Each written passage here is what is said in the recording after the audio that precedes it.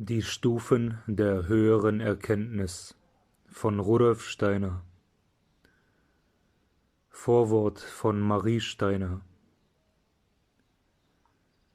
Die von Rudolf Steiner im Dienste der Geisteswissenschaft herausgegebene Zeitschrift Luzifer erfuhr im Jahre 1904 eine Erweiterung durch ihre Vereinigung mit der in Österreich erscheinenden Zeitschrift Gnosis. Unter dem Doppelnamen Luzifer Gnosis brachte sie dann jene Aufsätze Rudolf Steiners, die später gesammelt das Buch wurden, das neben der Theosophie und Geheimwissenschaft zu den grundlegenden Werken gehört für die Einführung in die anthroposophisch orientierte Geisteswissenschaft. Eine Fortsetzung jener Aufsätze erschien unter dem Titel Die Stufen der höheren Erkenntnis. Es war gedacht, sie späterhin zu einem zweiten Bande zu gestalten, als Weiterführung der in Wie erlangt man Erkenntnisse der höheren Welten begonnenen Betrachtungen. Die Überfülle der Arbeit jedoch, die außerordentliche Inanspruchnahme Rudolf Steiners durch Vortragstätigkeit, machte es allmählich unmöglich, sich der Zeitschrift in genügendem Maße zu widmen, obgleich sie an Verbreitung stetig gewann. Aus Mangel an Zeit musste sie eingestellt werden. So wurde denn auch das weitere Erscheinen jener Aufsätze über die Stufen der höheren Erkenntnis unterbrochen. Es ist öfters die Bitte an uns herangetreten, durch eine Neuausgabe sie wieder zugänglich zu machen. Diesem Wunsche wird hiermit nachgekommen. Da der Text plötzlich abbricht, kann das Buch nicht den Wert der Vollständigkeit beanspruchen. So war es berechtigt, sich die Frage zu stellen, ob die Herausgabe nicht besser unterbleiben solle. Die hier in Aussicht gestellten, nicht zum Abschluss gekommenen Darlegungen sind ja vielfach in anderer Form, unter anderen Titeln schon veröffentlicht worden. Doch bleibt es für den Geistessucher eine Tatsache, dass die Eroberung der geistigen Wirklichkeit nur dann möglich ist und keine Illusion, wenn immer wieder zurückgegriffen wird zu den einmal durchgearbeiteten, nie genug verarbeiteten geistigen Inhalten, wenn immer wieder der Weg neu erlebt wird, der einmal die Richtung zum Geistgebiet gewiesen hat. Das Seelenleben des meditativ Arbeitenden muss so beweglich gehalten werden, dass die Ausblicke, die ihm der eine Weg gegeben hat, ihn umso empfänglicher machen für die Fernblicke von anderen Gesichtspunkten aus. Die hier veröffentlichten Aufsätze haben zugleich einen historischen Wert. Sie zeigen den Ausgangspunkt, den die esoterischen Unterweisungen Rudolf Steiners haben nehmen müssen.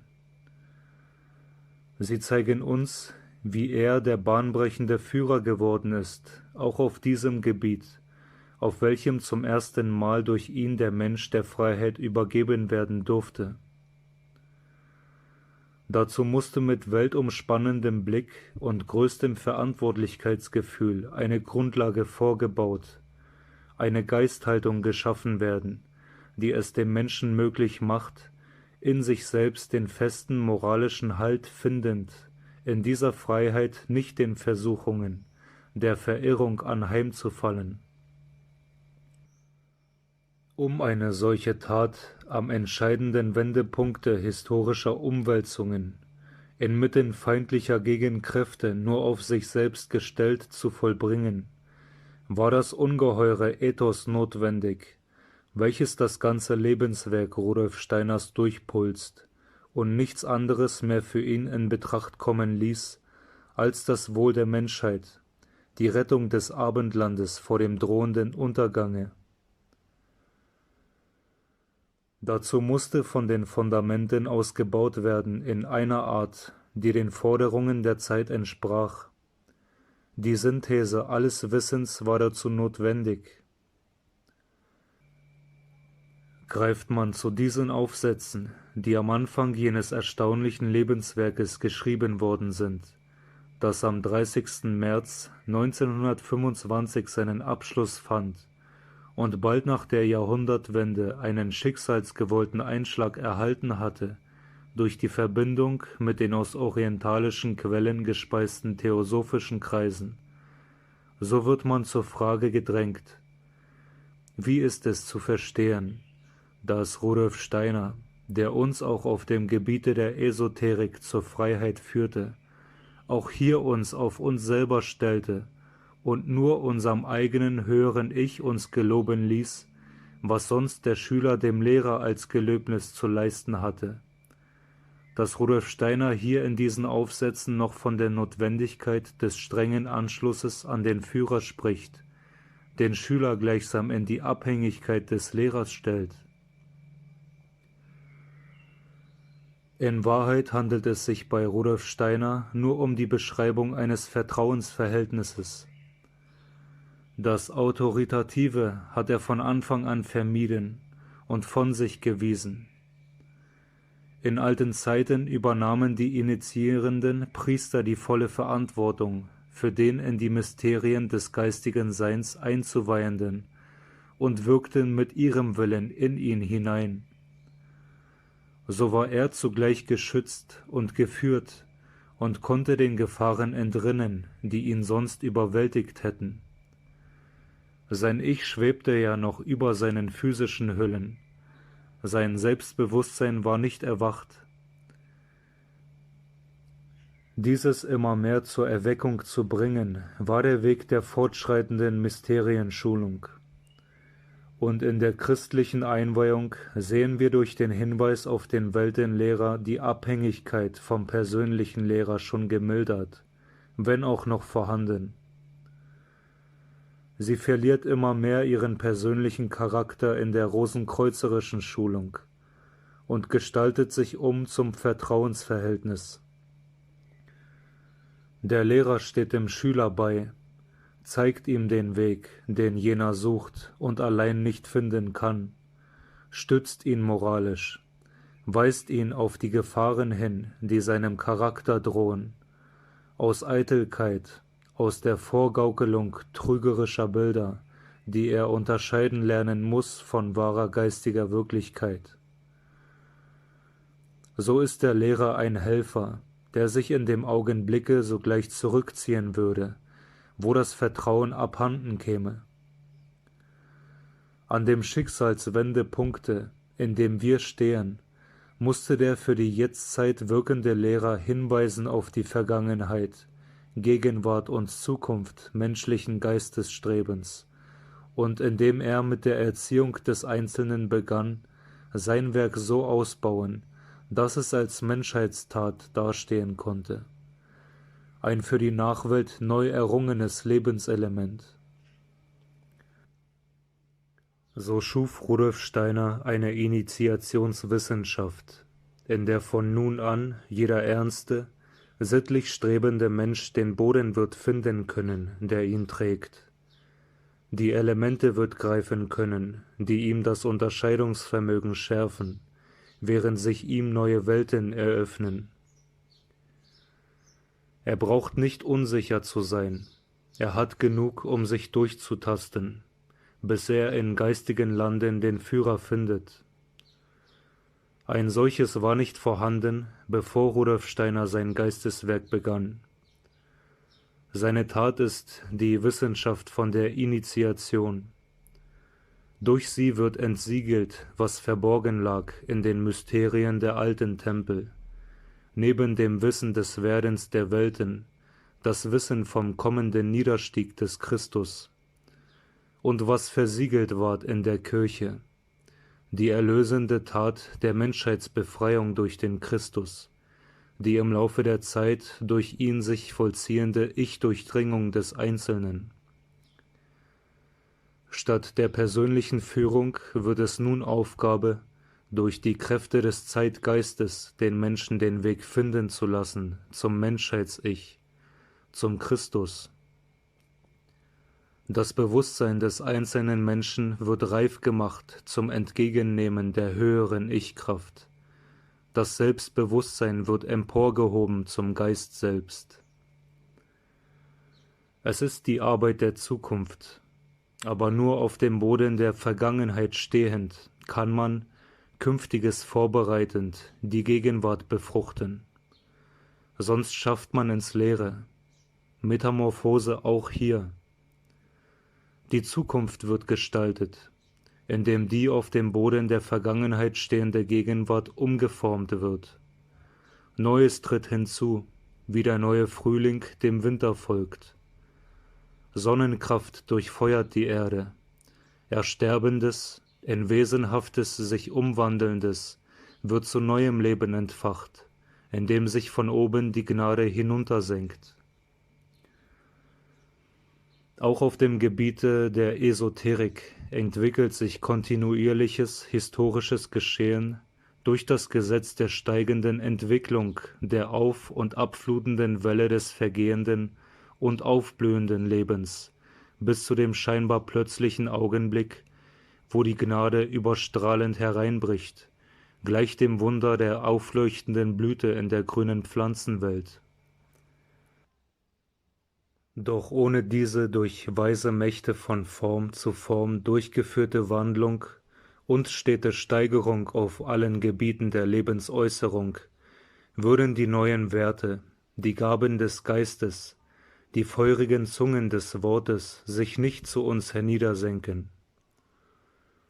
Ohne Kenntnis solchen Geschehens wären die Empfangenden nicht in der Lage zu ermessen, was unter ihnen sich vollziehen will. Das neue Große könnte sich nicht auswirken, die Zukunft nicht gerettet werden. Die nach geistigen Erkenntnissen ringenden Seelen, die an Rudolf Steiner herantraten, waren das schicksalsgewollte, von der Zeit ihm zugeführte Menschenmaterial, mit dem Rudolf Steiner zu arbeiten hatte, aus deren Bedürfnissen und Voraussetzungen heraus er das zu gestalten hatte, was aufgrund eines erkenntnismäßig fundamentierten Aufbaus zur Wissenschaft der Initiation werden konnte. Aus der Trägheit der Zeit dem Geiste gegenüber galt es, Menschen herauszureißen, die Brücke würden sein können für die Forderungen der Zukunft. Am schwersten war es, den Sinn zu wecken für die innere Freiheit und das auf sich selbst gestellt sein in eigener Verantwortung. In peinlichster Berücksichtigung dieses Zieles hat Rudolf Steiner nichts anderes den Menschen sein wollen als Unterweiser und wo man ihn darum bat, Berater, Erwecker von menschheitlichen Geistimpulsen. Er konnte Darsteller werden von geistigen Tatsachen, weil sein Denken und Schauen lebendurchdrängt war und sich von Glied zu Glied entfaltete mit der Kraft eines naturhaften Organismus. Sein Geisteswerk steht vor uns, die wiederhergestellte Einheit von Wissenschaft, Kunst und Religion.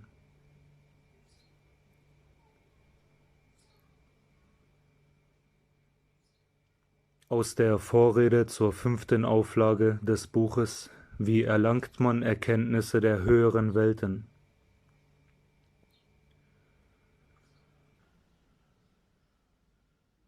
Als ich die Aufsätze schrieb, aus welchen das Buch zusammengesetzt ist, musste über manches auch aus dem Grunde anders gesprochen werden als gegenwärtig, weil ich auf den Inhalt dessen, was ich in den letzten 10 Jahren über Tatsachen der Erkenntnis geistiger Welten veröffentlicht habe, damals anders hinzudeuten hatte, als es jetzt nach der Veröffentlichung zu geschehen hat.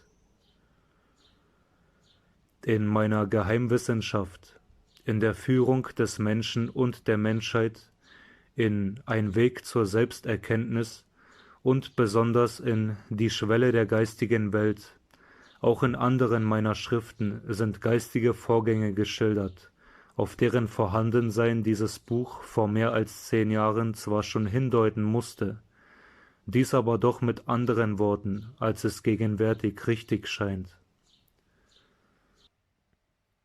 Ich musste damals von vielem, das in dem Buch noch nicht geschildert wurde, sagen, es könne durch mündliche Mitteilung erfahren werden. Gegenwärtig ist nun vieles von dem veröffentlicht, was mit solchen Hinweisen gemeint war. Es waren aber diese Hinweise, die irrtümliche Meinungen bei den Lesern vielleicht nicht völlig ausschlössen. Man könnte etwa in dem persönlichen Verhältnis zu diesem oder jenem Lehrer bei dem nach Geistesschulung Strebenden etwas viel Wesentlicheres sehen, als gesehen werden soll. Ich hoffe, dass es mir gelungen ist, in dieser neuen Auflage durch die Art der Darstellung mancher Einzelheiten schärfer zu betonen, wie es bei dem, der Geistesschulung sucht, im Sinne der gegenwärtigen geistigen Bedingungen vielmehr auf ein völlig unmittelbares Verhältnis zur objektiven Geisteswelt, als auf ein Verhältnis zur Persönlichkeit eines Lehrers ankommt. Dieser wird auch in der Geistesschulung immer mehr die Stellung nur eines solchen Helfers annehmen, die der Lehrende gemäß den neueren Anschauungen in irgendeinem anderen Wissenszweige innehat. Ich glaube genügend darauf hingewiesen zu haben, dass des Lehrers Autorität und der Glaube an ihn in der Geistesschulung keine andere Rolle spielen sollten, als dies der Fall ist auf irgendeinem anderen Gebiete des Wissens und Lebens. Mir scheint viel darauf anzukommen, dass immer richtiger beurteilt werde, gerade dieses Verhältnis des Geistesforschers zum Menschen, die Interesse entwickeln für die Ergebnisse seines Forschens. So glaube ich, das Buch verbessert zu haben, wo ich das Verbesserungsbedürftige nach 10 Jahren zu finden in der Lage war. An diesen ersten Teil soll sich ein zweiter anschließen. Dieser soll weitere Ausführungen über die Seelenverfassung bringen, welche den Menschen zum Erleben der höheren Welten führt.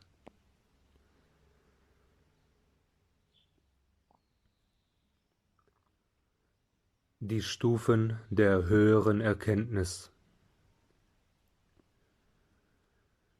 Bis zu der Begegnung mit den beiden Hütern der Schwelle ist in dem Buche Wie erlangt man Erkenntnisse der höheren Welten, der Weg zur höheren Erkenntnis verfolgt worden.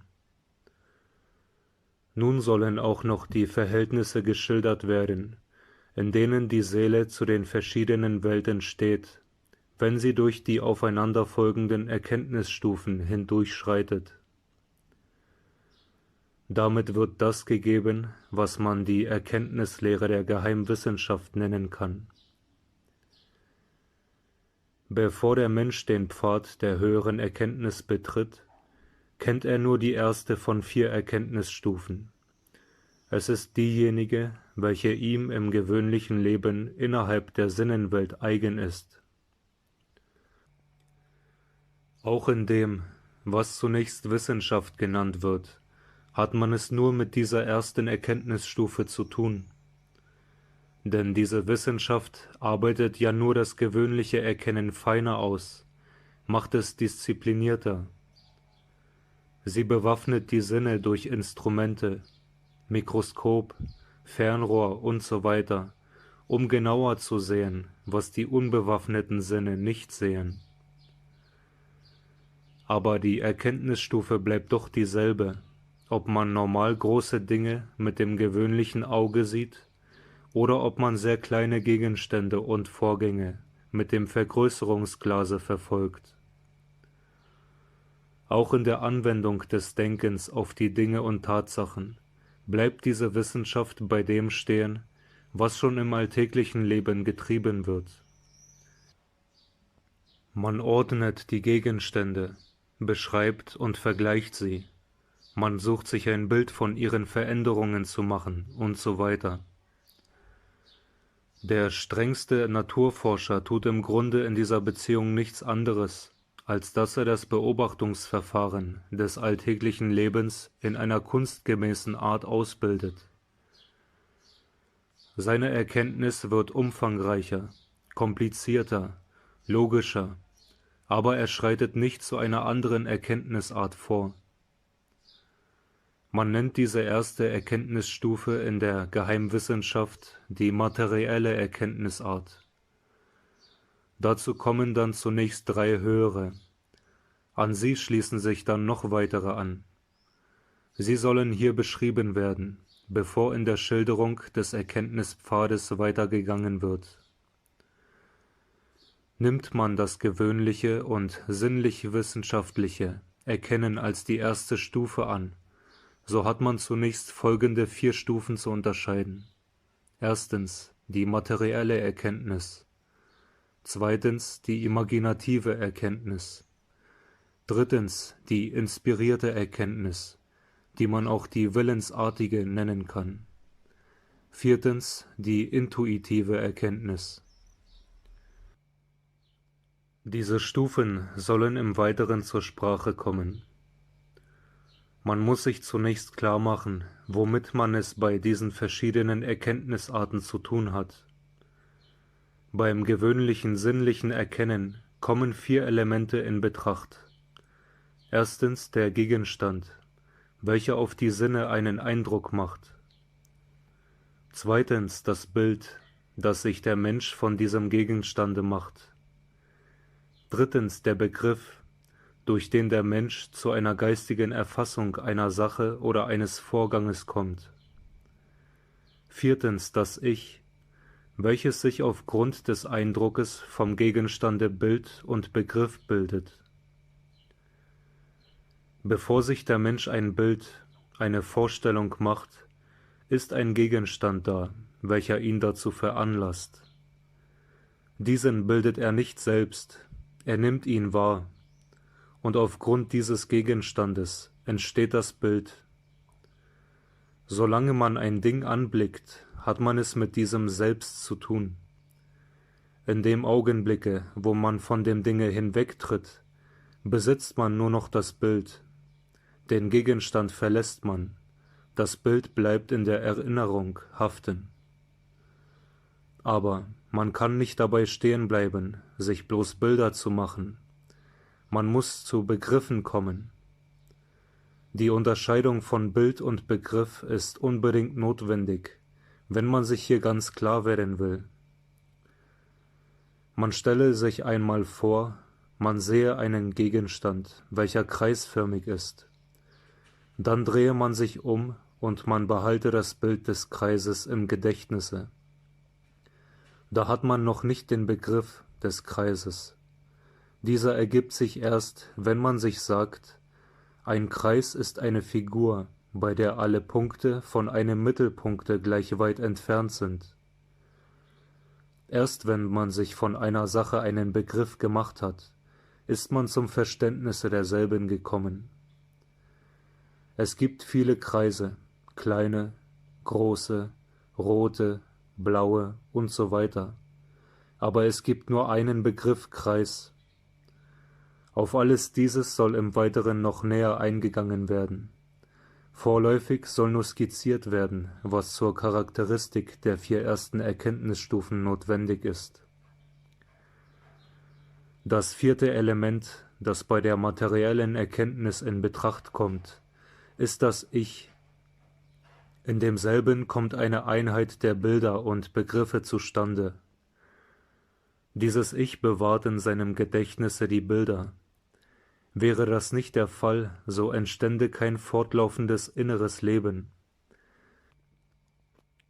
Die Bilder der Dinge blieben nur so lange vorhanden, als diese Dinge selbst auf die Seele wirken. Das innere Leben aber hängt davon ab, dass Wahrnehmung an Wahrnehmung gereiht wird. Das Ich orientiert sich heute in der Welt, weil ihm bei gewissen Gegenständen die Bilder der gleichen Gegenstände von gestern auftauchen. Man vergegenwärtige sich nur, wie unmöglich das Seelenleben wäre, wenn man nur so lange ein Bild eines Dinges hätte, als dieses selbst vor einem steht. Auch bezüglich der Begriffe bildet das Ich die Einheit. Es verbindet seine Begriffe und verschafft sich auf diese Art einen Überblick, das heißt ein Verständnis der Welt. Diese Verbindung der Begriffe geschieht im Urteilen.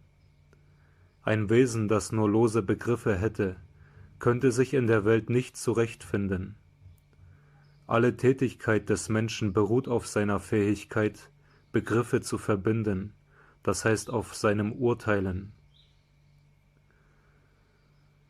Das materielle Erkennen beruht darauf, dass der Mensch durch seine Sinne einen Eindruck von Dingen und Vorgängen der Außenwelt erhält. Er hat die Fähigkeit des Empfindens oder die Sensibilität. Der von außen empfangene Eindruck wird auch Sensation genannt. Daher kommen bei der materiellen Erkenntnis die 4 Elemente in Betracht: Sensation, Bild, Begriff, Ich. Bei der nächsthöheren Stufe des Erkennens fällt nun der Eindruck auf die äußeren Sinne, die Sensation weg. Ein äußerer Sinnesgegenstand ist nicht mehr vorhanden. Es bleiben also von den Elementen, an welche der Mensch von der gewöhnlichen Erkenntnis her gewöhnt ist, nur die 3: Bild, Begriff und Ich. Das gewöhnliche Erkennen bildet bei einem gesunden Menschen kein Bild und keinen Begriff, wenn ein äußerer Sinnesgegenstand nicht vorhanden ist. Das Ich bleibt dann untätig. Wer sich Bilder formt, denen Sinnesgegenstände entsprechen sollen, wo in Wahrheit keine sind, lebt in Phantastik. Nun aber erwirbt sich der Geheimschüler eben die Fähigkeit, Bilder zu formen, auch wo keine Sinnesgegenstände vorhanden sind. Es muss dann bei ihm an die Stelle des äußeren Gegenstandes ein anderer treten. Er muss Bilder haben können, auch wenn kein Gegenstand seine Sinne berührt. An die Stelle der Sensation muss etwas anderes treten. Dies ist die Imagination. Bei dem Geheimschüler auf dieser Stufe treten Bilder auf genauso, wie wenn ein Sinnesgegenstand auf ihn einen Eindruck machen würde. Sie sind so lebhaft und wahr wie die Sinnesbilder, nur kommen sie nicht vom Materiellen, sondern vom Seelischen und Geistigen. Die Sinne bleiben dabei vollständig untätig. Es ist einleuchtend, dass sich der Mensch diese Fähigkeit, inhaltvolle Bilder zu haben, ohne Sinneseindrücke erst erwerben muss. Es geschieht dies durch die Meditation, durch die Übung, welche in den Darstellungen des Buches Wie erlangt man Erkenntnisse der höheren Welten beschrieben worden sind. Der auf die Sinnenwelt beschränkte Mensch lebt nur in dem Umkreis einer Bilderwelt, welche erst durch die Sinne in ihn Einlass gefunden haben. Der imaginative Mensch hat eine solche Bilderwelt, die von einer höheren Welt ihren Zufluss erhält. Es gehört eine sehr sorgfältige Schulung dazu, innerhalb dieser höheren Bilderwelt Täuschung von Wirklichkeit zu unterscheiden. Nur zu leicht sagt sich der Mensch, wenn solche Bilder zunächst vor seine Seele hintreten: Ach, das sind ja nur Einbildungen, bloße Ausflüsse meines Vorstellungslebens. Das ist nur zu begreiflich, denn der Mensch ist zunächst ja daran gewöhnt, nur dasjenige wirklich zu nennen, was ohne sein Zutun ihm durch die feste Grundlage seiner Sinneswahrnehmung gegeben ist. Und er muss sich erst hineinfinden, Dinge für wirkliche zu nehmen, die von ganz anderer Seite veranlasst werden. Und er kann auch darinnen nicht vorsichtig genug sein, wenn er nicht zum Phantasten werden will. Die Entscheidung darüber, was auf höherem Gebiete wirklich ist, was nur Illusion, die kann nur von der Erfahrung kommen, und man muss sich diese Erfahrung in einem stillen, geduldigen Innenleben aneignen. Zunächst muss man durchaus darauf gefasst sein, dass einem die Illusion böse Streiche spielt. Überall lauern die Möglichkeiten, dass Bilder auftauchen, die nur auf Täuschungen der äußeren Sinne, des abnormen Lebens beruhen. Alle solche Möglichkeiten müssen zuerst hinweggeräumt werden. Man muss zuerst die Quellen der Phantastik ganz verstopfen, dann kann man erst zu der Imagination kommen. Ist man so weit, dann wird man allerdings sich klar darüber, dass die Welt, in die man in solcher Art eintritt, nicht nur so wirklich ist wie die sinnliche, sondern dass sie eine viel wirklichere ist. Bei der dritten Stufe der Erkenntnis bleiben nun auch die Bilder weg. Der Mensch hat es nur noch mit Begriff und Ich zu tun. Hat er auf der zweiten Stufe noch eine Bilderwelt um sich, die erinnert an die Augenblicke, wo das lebhafte Gedächtnis sich die Eindrücke der Außenwelt vor die Seele zaubert, ohne selbst solche Eindrücke zu haben. Auf der dritten Stufe sind auch solche Bilder nicht mehr vorhanden. Der Mensch lebt ganz in einer rein geistigen Welt. Wer nur gewöhnt ist, sich an die Sinne zu halten, wird versucht sein zu glauben, dass diese Welt eine blasse, gespenstige sei. Das ist sie aber ganz und gar nicht. Auch die Bilderwelt der zweiten Stufe hat nichts Blasses, Schattenhaftes. So sind ja allerdings die Bilder zumeist, die im Gedächtnisse haften bleiben, wenn die äußeren Dinge weg sind. Aber die Bilder der Imagination sind von einer Lebhaftigkeit und Inhaltsfülle, mit der sich nicht nur die schattenhaften Erinnerungsbilder der Sinnenwelt nicht vergleichen lassen, sondern gar nicht einmal die ganze bunte, wechselreiche Sinnenwelt selbst. Auch diese ist gegen das Reich der Imagination nur ein Schatten, und nun gar die Welt der dritten Erkenntnisstufe. Von ihrem Reichtum und ihrer Fülle gibt nichts in der Sinnenwelt eine Vorstellung. Was für die erste Stufe die Sensation, für die zweite die Imagination, das ist für sie die Inspiration. Die Inspiration gibt die Eindrücke und das Ich formt die Begriffe. Will man durchaus mit dieser Welt etwas Sinnliches vergleichen, so kann nur die Tonwelt des Hörens zu einem solchen Vergleiche herangezogen werden. Aber nicht mit Tönen, wie in der sinnlichen Musik hat man es zu tun, sondern mit einem rein geistigen Tönen. Man beginnt zu hören, was im Innern der Dinge vorgeht. Der Stein, die Pflanze und so weiter werden zu geistigen Worten. Die Welt beginnt der Seele gegenüber ihr Wesen wirklich selbst auszusprechen. Es klingt grotesk, aber es ist wörtlich wahr. Auf dieser Stufe der Erkenntnis hört man geistig das Gras wachsen. Man vernimmt die Form des Kristalles als Klang, die sich öffnende Blüte spricht da zum Menschen. Der Inspirierte vermag das innere Wesen der Dinge zu künden. Alle Dinge werden in neuer Art vor seiner Seele auferstehen. Er spricht eine Sprache, die aus einer anderen Welt stammt und welche doch erst die alltägliche Welt begreiflich macht. Auf der vierten Erkenntnisstufe endlich hört auch die Inspiration auf. Von den Elementen, die man vom alltäglichen Erkennen her gewohnt ist zu betrachten, ist nur noch das Ich dasjenige, welches in Betracht kommt. Der Geheimschüler merkt an einer ganz bestimmten inneren Erfahrung, dass er bis zu dieser Stufe aufgestiegen ist. Diese Erfahrung drückt sich darin aus, dass er das Gefühl hat, er stehe jetzt nicht mehr außer den Dingen und Vorgängen, welche er erkennt, sondern innerhalb derselben. Bilder sind nicht der Gegenstand, sie drücken ihn bloß aus. Auch was die Inspiration gibt, ist nicht der Gegenstand, sie spricht ihn nur aus. Das aber, was jetzt in der Seele lebt, ist wirklich der Gegenstand selbst.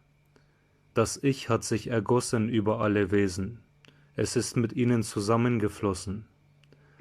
Das Leben der Dinge in der Seele ist nun die Intuition. Es ist eben ganz wörtlich zu nehmen, wenn man von der Intuition sagt, man kriecht durch sie in alle Dinge hinein.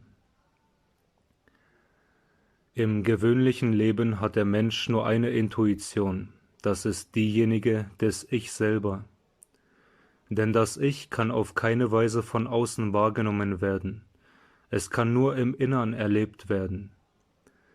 Eine einfache Erwägung kann das klar machen. Es ist dies eine Erwägung, die allerdings von den Psychologen nicht mit der wünschenswerten Schärfe gemacht wird.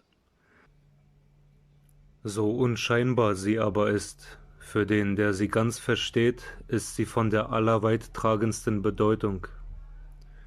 Sie ist die folgende: Ein jedes Ding der Außenwelt kann von allen Menschen mit demselben Namen genannt werden.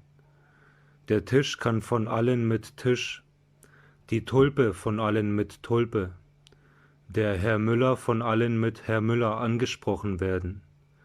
Aber es gibt ein Wort, das jeder nur zu sich selbst sprechen kann. Dies ist das Wort Ich. Kein anderer kann zu mir Ich sagen, für jeden anderen bin ich ein Du. Ebenso ist jeder andere für mich ein Du. Nur er selbst kann zu sich Ich sagen. Das rührt davon her, dass man nicht außer, sondern in dem Ich lebt. Und so lebt man durch die intuitive Erkenntnis in allen Dingen. Die Wahrnehmung des eigenen Ich ist das Vorbild für alle intuitive Erkenntnis. Um so in die Dinge hineinzukommen, muss man allerdings erst aus sich selbst heraustreten. Man muss selbstlos werden, um mit dem Selbst, dem Ich, einer anderen Wesenheit zu verschmelzen. Meditation und Konzentration sind die sicheren Mittel, um zu dieser Stufe, ebenso wie zu den früheren, hinanzusteigen. Allerdings müssen sie in stiller, geduldiger Art geübt werden. Wer da glaubt, dass er tumultarisch mit Gewaltmitteln zu den höheren Welten steigen kann, der irrt sich. Und einem solchen Glauben würde sich derjenige hingeben, welcher erwartete, dass ihm die Wirklichkeit auf höheren Gebieten in eben solcher Art entgegentritt, wie in der Sinnenwelt. So lebhaft und reich auch die Welten sind, zu denen man hinansteigt, sie sind fein und subtil, während die Sinnenwelt grob und derb ist.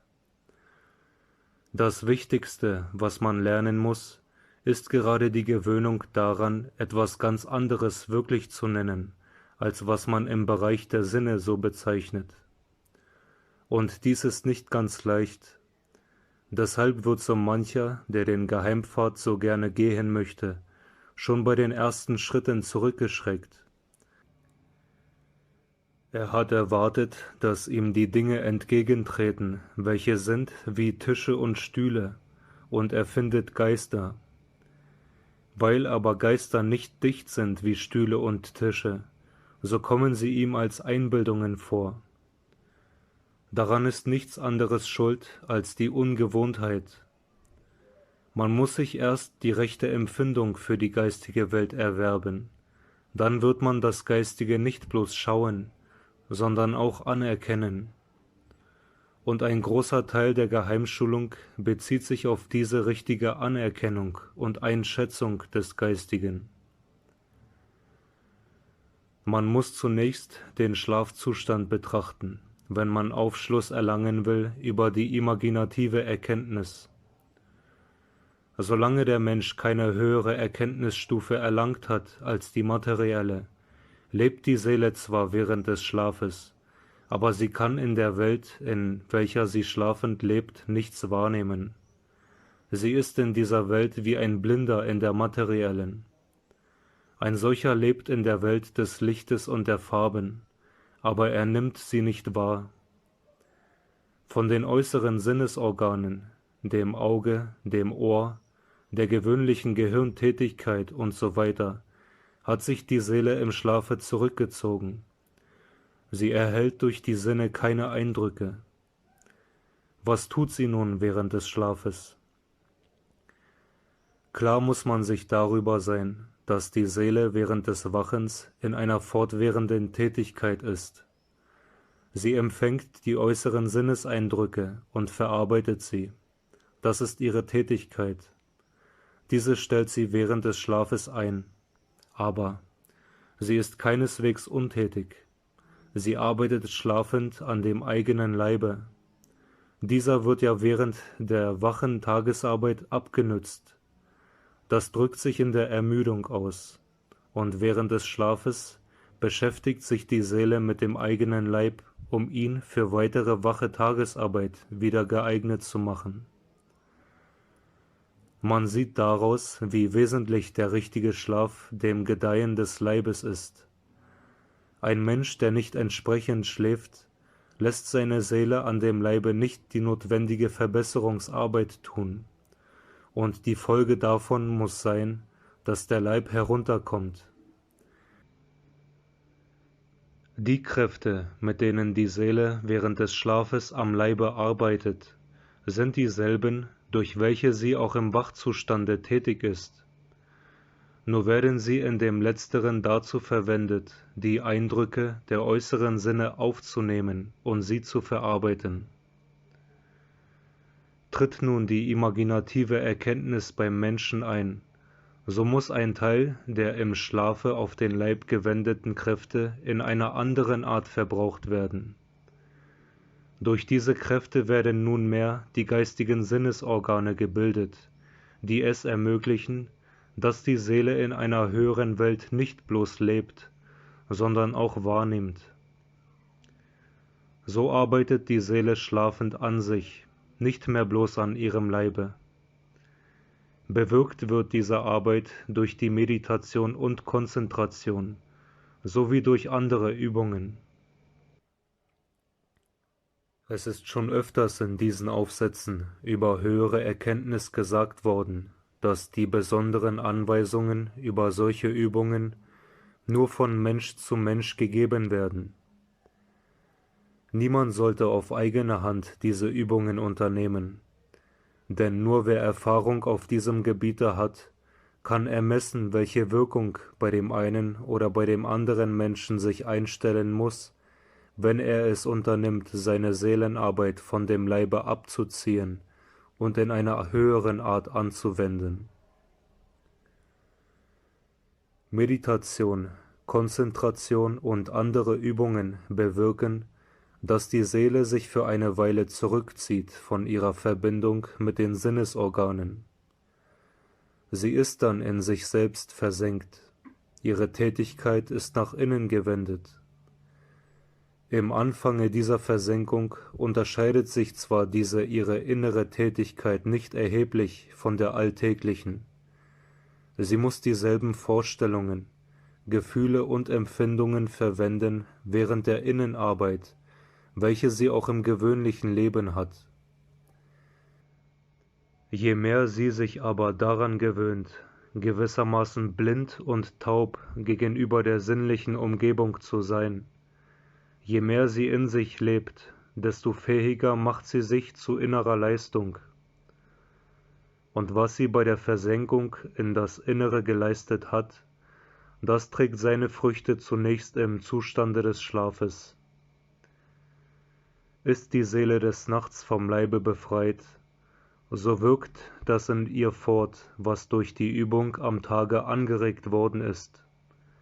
Es bilden sich in ihr Organe, durch welche sie mit einer höheren Umgebung gerade so in Verbindung kommt, wie vorher durch die äußeren Sinnesorgane mit der körperlichen Umwelt. Aus dem Dunkel der nächtlichen Umgebung treten die Lichterscheinungen der höheren Welt heraus.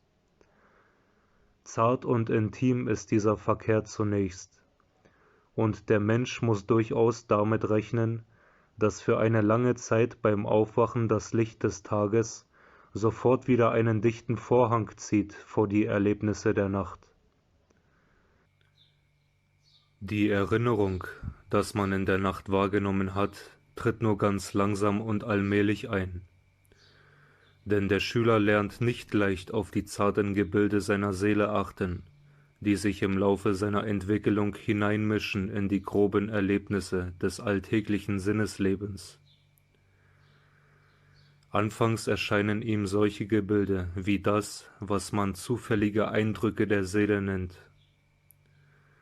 Alles kommt darauf an, dass er unterscheiden lernt, was er der gewöhnlichen Welt verdankt von dem, was durch seine eigene Wesenheit als Kundgebung höherer Welten sich darstellt. In einem stillen, in sich gekehrten Gemütsleben muss er sich diese Unterscheidung aneignen. Es ist notwendig, dass er sich erst ein Gefühl davon erwerbe, welches der Wert und die Bedeutung der intimen Seelengebilde ist, die wie zufällige Einfälle sich in das Tagesleben einmischen und welche doch Erinnerungen an den nächtlichen Verkehr in einer höheren Welt sind. Sobald man diese Dinge irgendwie grob anfasst und sie mit dem Maßstab des Sinneslebens misst, zerstieben sie. Es ist aus obigem ersichtlich, dass durch die Arbeit in einer höheren Welt die Seele dem Leibe etwas von ihrer sonst fürsorglichen Tätigkeit entziehen muss. Sie überlässt denselben in einer gewissen Beziehung sich selbst. Er braucht einen Ersatz für das, was sie ihm vorher geleistet hat. Erhält er einen solchen Ersatz nicht, so kommt er in die Gefahr, verderblichen Kräften zu verfallen. Man muss sich nämlich darüber klar sein, dass der Mensch fortwährend den Einflüssen seiner Umgebung ausgesetzt ist. Er lebt ja nur durch die Einwirkungen dieser Umgebung. Zunächst kommen innerhalb der Umgebung die Reiche der sichtbaren Natur in Betracht. Der Mensch gehört dieser sichtbaren Natur an. Gäbe es um ihn herum nicht das Mineral, Pflanzen, Tierreich und dasjenige der anderen Menschen, er könnte nicht leben. Man denke sich den Menschen von der Erde hinweggehoben in den Weltenraum hinaus. Er müsste als physischer Mensch so zugleich zugrunde gehen, wie die Hand verdorrt, wenn man sie vom Leibe trennt. So stark die Illusion wäre, deren sich die menschliche Hand schuldig machte, wenn sie glaubte, sie könne ohne den Leib leben, so stark wäre auch die Täuschung, in welche der Mensch verfiele, wenn er behauptete, er könne ohne das Mineral, Tier, Pflanzenreich und ohne die anderen Menschen als physisches Wesen existieren. Nun gibt es aber außer den genannten Reichen noch 3 andere, die sich für gewöhnlich der menschlichen Aufmerksamkeit entziehen. Es sind die 3 Elementarreiche. Sie stehen in einer gewissen Beziehung unter dem Mineralreiche. Es gibt Wesen, die es nicht bis zur mineralischen Verdichtung bringen, die aber deshalb nicht weniger da sind und ihre Wirkung auf den Menschen haben. Man vergleiche über diese Elementarreiche, was über sie in den Aufsätzen aus der Akasha-Chronik gesagt ist, sowie die Bemerkungen darüber in meiner Theosophie. Der Mensch ist somit Einflüssen aus Naturreichen ausgesetzt, die in einer gewissen Richtung Unsichtbare genannt werden müssen. Wenn nun die Seele am Leibe arbeitet, so besteht ein wesentlicher Teil ihrer Tätigkeit darin, die Einflüsse der Elementarreiche so zu regeln, dass sie für den Menschen gedeihliche sind. In dem Augenblicke nun, in dem die Seele ihre Tätigkeit zum Teile dem Leibe entzieht, können sich seiner verderblichen Kräfte aus den Elementarreichen bemächtigen. Darin besteht eine Gefahr der höheren Entwicklung. Es muss daher dafür gesorgt werden, dass, sobald sich die Seele vom Körper zurückzieht, er durch sich selbst nur guten Einflüssen von Seiten der elementaren Welt zugänglich ist. Wird darauf nicht geachtet, so verkommt der gewöhnliche Mensch in einer gewissen Beziehung physisch und auch moralisch, trotzdem er den Zugang zu höheren Welten gewinnt. Während die Seele in höheren Gebieten lebt, nisten sich im dichten physischen Leib und im Ätherleib schädliche Kräfte ein. Dies ist der Grund, warum gewisse schlechte Eigenschaften, die vor der höheren Entwicklung durch die ausgleichende Wirkung der Seele niedergehalten worden sind, bei Mangel an Vorsicht zum Ausdruck kommen können. Menschen, welche vorher gute, moralische Naturen waren, können unter solchen Umständen dann, wenn sie an höheren Welten herantreten, allerlei niedrige Neigungen, erhöhte Selbstsucht, Unwahrhaftigkeit, Rachsucht, Zorn und so weiter hervorkehren. Niemand darf von dieser Tatsache sich zurückschrecken lassen, in die höheren Welten aufzusteigen, aber vorgesorgt muss werden, dass solche Dinge nicht eintreten. Die niedere Natur des Menschen muss gefestigt und unzugänglich gemacht werden gefährlichen elementarischen Einflüssen. Das eben geschieht durch die bewusste Ausbildung gewisser Tugenden. Diese Tugenden werden in den theosophischen Handbüchern, welche von geistiger Entwicklung handeln, angegeben. Hier aber hat man den Grund, warum auf sie Sorgfalt gelegt werden muss. Es sind die folgenden. Zuerst muss der Mensch in ganz bewusster Weise bei allen Dingen fortwährend darauf bedacht sein, das Bleibende, Unvergängliche von dem Vergänglichen abzusondern und auf das Erstere seine Aufmerksamkeit richten. In jedem Dinge und Wesen kann der Mensch ein Etwas vermuten oder erkennen, das bleibt, wenn die vergängliche Erscheinung entschwindet. Sehe ich eine Pflanze, dann kann ich sie zunächst betrachten, wie sie sich den Sinnen darbietet. Das soll man gewiss nicht versäumen, und niemand wird das Ewige in den Dingen entdecken, der sich nicht zuerst mit dem Vergänglichen gründlich bekannt gemacht hat. Diejenigen, welche sich immer besorgt zeigen, dass dem Menschen, der den Blick auf das geistig Unvergängliche richtet, die Frische und Natürlichkeit des Lebens verloren gehe. Sie wissen eben noch nicht, um was es sich dabei eigentlich handelt. Aber wenn ich so die Pflanze anschaue, kann mir klar werden, dass in ihr ein bleibender Lebenstrieb ist, der in einer neuen zum Vorschein kommen werde, wenn die gegenwärtige Pflanze längst zerstoben sein wird. Solche Art, sich zu den Dingen zu stellen, muss man in die ganze Verfassung seines Gemütes aufnehmen. Dann muss man sein Herz auf das Wertvolle, Gediegene heften und dieses höher schätzen lernen als das Vorübergehende, Bedeutungslose. Man soll sich bei allen seinen Empfindungen und Handlungen den Wert vor Augen halten, den etwas im Zusammenhange eines Ganzen hat.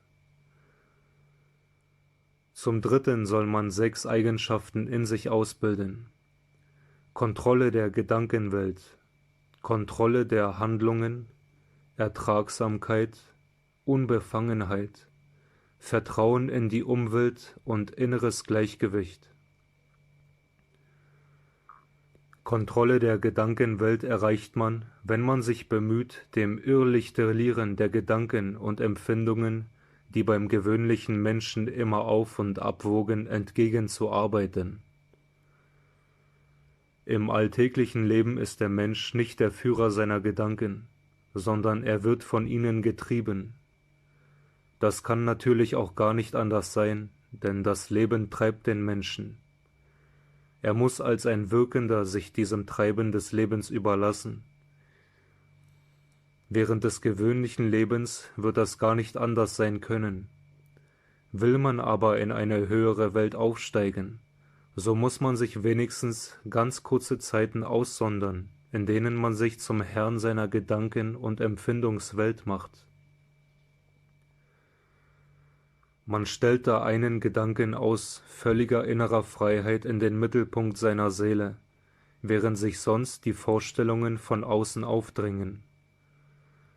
Dann versucht man alle aufsteigenden Gedanken und Gefühle fernzuhalten und nur das mit dem ersten Gedanken zu verbinden, von dem man selbst will, dass es dazugehöre.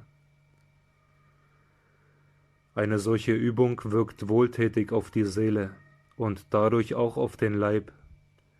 Sie bringt den Letzteren in eine solche harmonische Verfassung, dass er sich schädlichen Einflüssen entzieht, wenn die Seele auch nicht unmittelbar auf ihn wirkt. Kontrolle der Handlungen besteht in einer ähnlichen Regelung derselben durch innere Freiheit. Man beginnt gut damit, dass man sich anschickt, irgendetwas regelmäßig zu tun, wozu man durch das gewöhnliche Leben nicht gekommen wäre. In dem Letzteren wird der Mensch von außen zu seinen Handlungen getrieben. Die kleinste Tat aber, die man aus der ureigensten Initiative heraus unternimmt, wirkt in der angegebenen Richtung mehr als alles, wozu man vom äußeren Leben gedrängt wird. Ertragsamkeit ist das Entfernthalten von jener Stimmung, die man bezeichnen kann mit dem Wechsel zwischen himmelhoch jauchzend zu Tode betrübt. Der Mensch wird hin und her getrieben zwischen allen möglichen Stimmungen. Die Lust macht ihn froh, der Schmerz drückt ihn herab. Das hat seine Berechtigung. Wer aber den Weg sucht zu höherer Erkenntnis, der muss sich in der Lust und auch im Schmerze mäßigen können. Er muss ertragsam werden.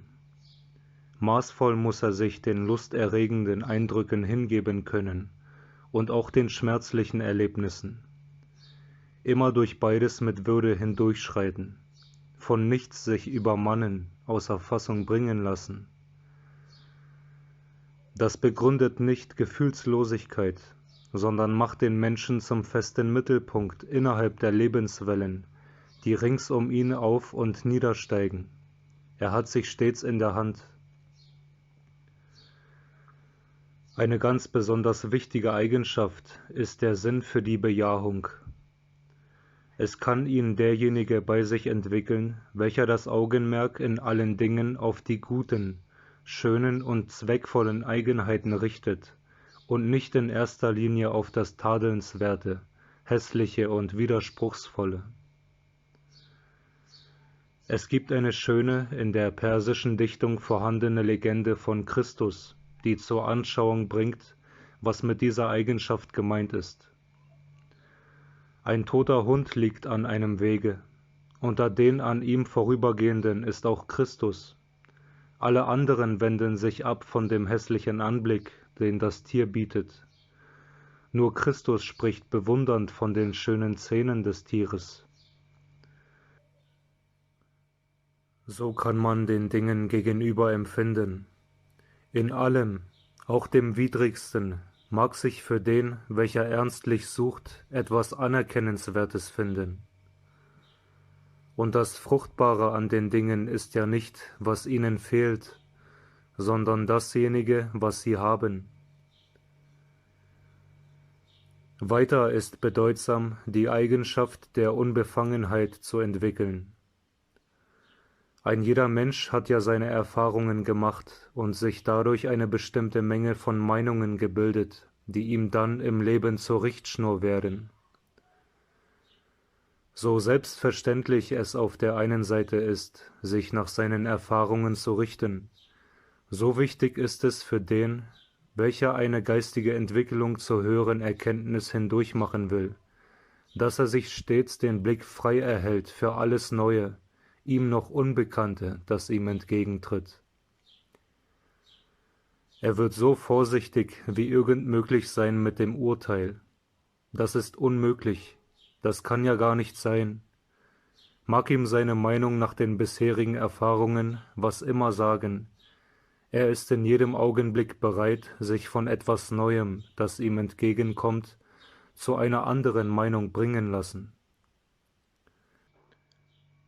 Jede Eigenliebe der Meinung gegenüber muss schwinden. Wenn die bisher genannten 5 Eigenschaften von der Seele erworben sind, dann stellt sich eine 6. ganz von selbst ein, das innere Gleichgewicht, die Harmonie der geistigen Kräfte. Der Mensch muss etwas in sich finden wie einen geistigen Schwerpunkt, der ihm Festigkeit und Sicherheit gibt, gegenüber allem, was im Leben da und dorthin zieht. Man muss nicht etwa vermeiden, mit allem mitzuleben, alles auf sich wirken zu lassen. Nicht die Flucht vor den hin- und wiederziehenden Tatsachen des Lebens ist das Richtige, sondern im Gegenteil das volle Hingeben an das Leben und trotzdem die sichere, feste Bewahrung von innerem Gleichgewicht und Harmonie. Endlich kommt für den Suchenden der Wille zur Freiheit in Betracht. Es hat ihn jemand, der zu allem, was er vollbringt, die Stütze und Grundlage in sich selbst findet. Er ist deshalb so schwer zu erringen, weil taktvoll der Ausgleich notwendig ist zwischen dem Öffnen des Sinnes gegenüber allem Großen und Guten und der gleichzeitigen Ablehnung eines jeglichen Zwanges. Man sagt so leicht, Einwirkung von außen und Freiheit vertragen sich nicht. Dass sie sich in der Seele vertragen, darauf kommt es aber gerade an. Wenn mir jemand etwas mitteilt und ich nehme es unter dem Zwange seiner Autorität an, dann bin ich unfrei. Aber ich bin nicht minder unfrei, wenn ich mich verschließe vor dem Guten, das ich auf diese Art empfangen kann. Denn dann übt in der eigenen Seele das Schlechtere, das ich habe, auf mich einen Zwang aus. Und bei der Freiheit kommt es nicht allein darauf an, dass ich nicht unter dem Zwang einer äußeren Autorität stehe, sondern vor allen Dingen auch nicht unter derjenigen eigener Vorurteile, Meinungen, Empfindungen und Gefühle. Nicht blinde Unterwerfung unter das Empfangene ist das Richtige, sondern sich von ihm anregen lassen, es ganz unbefangen aufnehmen, um sich frei dazu zu bekennen. Eine fremde Autorität soll nicht anders als so wirken, dass man sich sagt, ich mache mich gerade dadurch frei, dass ich ihrem Guten folge, das heißt, es zu dem meinigen mache. Und eine auf der Geheimwissenschaft fußende Autorität will auch gar nicht anders als in dieser Art wirken. Sie gibt, was sie zu geben hat, nicht um selbst Macht über den Beschenkten zu gewinnen, sondern allein darum, dass der Beschenkte durch die Gabe reicher und freier werde. Es ist auf die Bedeutung der angeführten Eigenschaften schon früher bei Besprechung der Lotusblumen hingewiesen worden.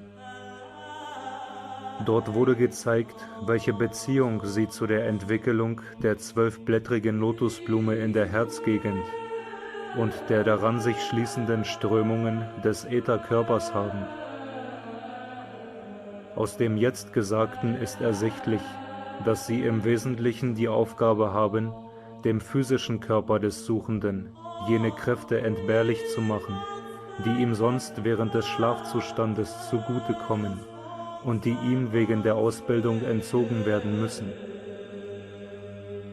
Unter solchen Einwirkungen entwickelt sich die imaginative Erkenntnis.